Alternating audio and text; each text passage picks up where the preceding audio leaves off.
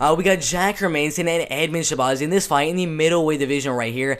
Jack Hermansson at minus 170, 32, almost 33 years old. A little bit smaller, but a humongous reach advantage over Edmen Shahbazyan right there. 3.5 inches longer than Edmen right here. But he's going to be a little bit older. You look at Edmen Shahbazyan, 23.5 years old. How is he that young and already has 12 professional MMA fights? Absolutely insane right there. But you look at him, a finisher 100%. With 9 knockout wins, 1 submission win, and 1 decision win right there.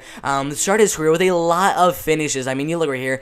First one, head kick knockout win. First one knockout, first one knockout, first one knockout, first one knockout, first one TKO, split decision win, first one knockout win, first one rear naked, first one head kick again over at Brian Tavares, and then got dominated for 3 straight rounds. I believe it was 2 or 3 straight rounds from Derek Brunson right there. And that is the main way I see Jack Hermansson winning. You watched the last fight with Derek Brunson and Edmen Shahbazyan. I mean, in the second and third round, Derek Brunson got the takedown, got him down, ground and pounded the heck out of him.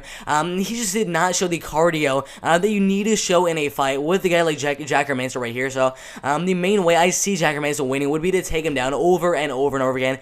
Uses really good ground and pound, uses really good grappling and wrestling skills to just kind of dominate on top of Edmen Shahbazyan in the fight. I think this is a nightmare matchup for Edmen Shahbazyan right here, considering the last fight with Derek Brunson 9 months ago. So, Edmen Shahbazyan, his only real way, in my opinion, would be by knockout. So, if there are any prospects for this fight coming out in the next couple of days, for Edmen Shahbazyan winning the fight by knockout, maybe you put a couple dollars on that. And then Jack Hermansson, if there's any prop bets for him winning the fight, maybe I'll say by decision. I don't really think he's gonna get the finish in the fight. I do think that fight will go all the way. So if there are any prop bets for him winning the fight by decision, I probably put a couple dollars on that. But if you guys are watching this video a couple of days after the video has been posted, and there are prop bets for the fight right here, so just comment in the comment section below what the prop bets are, and I'll tell you if those are some really good bets or if they're really bad bets. But currently, I don't really agree with the minus 170 slight favor odds for Jack Hermansson. They have switched just a little bit, having Jack Hermansson at minus 147,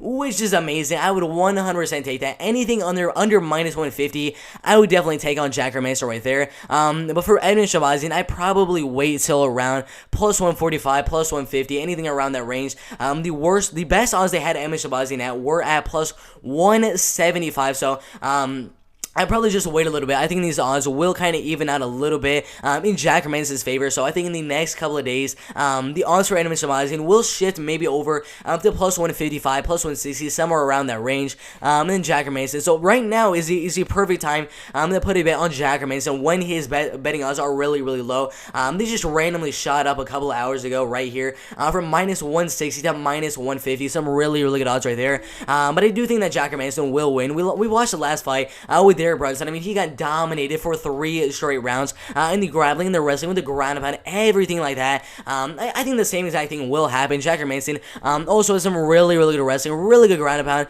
pound. You look right here, he got a heel hook submission win over Kelvin Gastelum, guillotine, ground and pound knockout win, ground and pound knockout win, ground and pound knockout win, armbar submission win, rear neck choke submission win, ground and pound knockout win. I mean, most of his wins coming by ground and pound knockout or submission win. So I think his main way would be to take the fight to the ground and pound him for 3 straight rounds, get the decision win, or possibly get a submission win in the first or second round. So I think it's a pretty simple prediction. There is obviously a possibility that Edmen Shahbazyan goes out there and gets the knockout with already 9 knockout wins on his record out of 11 wins so far.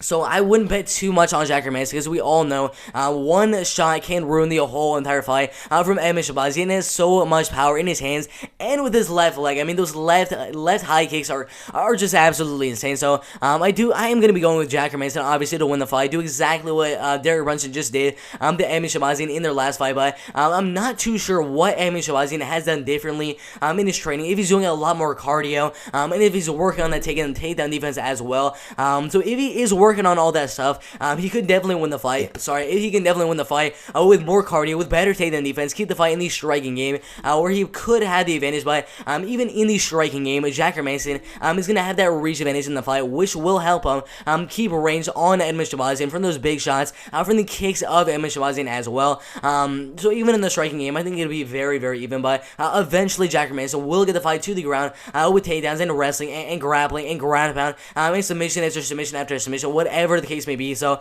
overall, I am going Jack Hermansson to win the fight right here in the third fight on the main card of UFC 262. But yeah, Jack Hermansson, 30-27 unanimous decision right there.